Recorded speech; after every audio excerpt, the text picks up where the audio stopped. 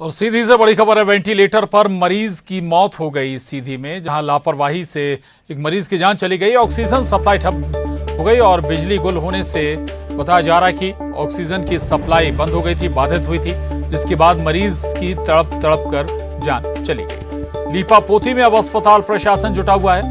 सांसद ने कार्रवाई का आश्वासन भी दिया है। स्वास्थ्य विभाग पर लापरवाही के गंभीर आरोप लग रहे हैं। तो सीधी का ये मामला है, जहां वेंटिलेटर पर मरीज की मौत हो गई है। लापरवाही से मरीज की जान चली गई। इसमें कितनी सच्चाई है अभी मैं वापस बैठी हूँ कलेक्टर साहब के पास, क्योंकि मैं अभी निकलने वाली थी, लेकिन ये विषय आया है इसमें मैं वापस बैठी हूँ। और प्रशासनिक रूप से इसकी क्या सच्चाई है और आगे ऐसा ना हो इसकी क्या व्यवस्था होनी चाहिए, इस पर हम बात करके आगे।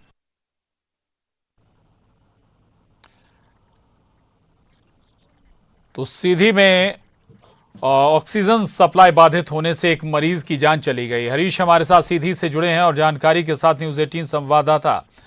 हरीश, ये हैरान करता है, ऑक्सीजन सप्लाई कैसे बाधित हो गई? लाइट अगर जाती है, कोई वैकल्पिक व्यवस्था नहीं थी बिजली की? बिल्कुल प्रशांत, जिस तरीके से पूरा वाक्य निकल कर सामने आया है, इसमें स्पष्ट तौर पे जो है तो एक प्रकार से प्रशासनिक लापरवाही ही मानी जा सकती है, क्योंकि अस्पताल में ऑक्सीजन में जो सप्लाई है उसको बाधित हो जाना अपने आप में बड़ी बात है। लेकिन अस्पताल में ऐसे तमाम आवश्यक व्यवस्थाएं भी दुरुस्त की गई हैं कि ऑक्सीजन सप्लाई बाधित ना हो सके। लेकिन जो जिम्मेदार अधिकारी हैं वो कहीं न कहीं उनका जो लापरवाह रवैया है, इसी के चलते यहाँ जो है तो मरीज की वेंटिलेटर में तड़प कर मौत हुई है। हालांकि वेंटिलेटर जो होता है प्रशांत, तो अपने आप में बेहद खास होता है, क्योंकि मरीज अगर वेंटिलेटर पे है तो वहाँ उसकी निगरानी के लिए तमाम जो चिकित्सक होते हैं वो 24 घंटे अलर्ट रहते हैं। लेकिन 2 घंटे का वक्त था, लाइट चली गई थी और लाइट चले जाने की वजह से यहाँ वेंटिलेटर में ऑक्सीजन की सप्लाई नहीं हो रही थी। लेकिन जो जिम्मेदार चिकित्सक थे वो किसी भी तरीके से मरीज की ओर ध्यान नहीं दिए। यही कारण है प्रशांत की मरीज की वेंटिलेटर में ही तड़प तड़प के मौत हो गई है। हालांकि पूरे मामले में अब जो जिम्मेदार अस्पताल प्रबंधक है वो तो लीपापोती में जुटा है, लेकिन जो यहाँ की सीधी सांसद है तो उन्होंने कार्यवाही का भरोसा दिया है। प्रशांत, ठीक है, शुक्रिया हरीश। और अब बड़ी खबर अंबिकापुर से है, जहां मजदूर पर चाकू से हमला किया गया है। गांव में ही धान ढो रहे थे ये मजदूर।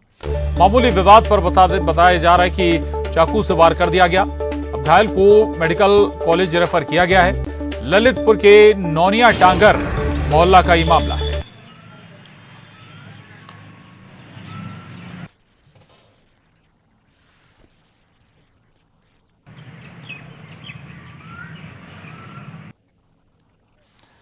और बड़ी खबर कोरबा से, जहां ओडिशा के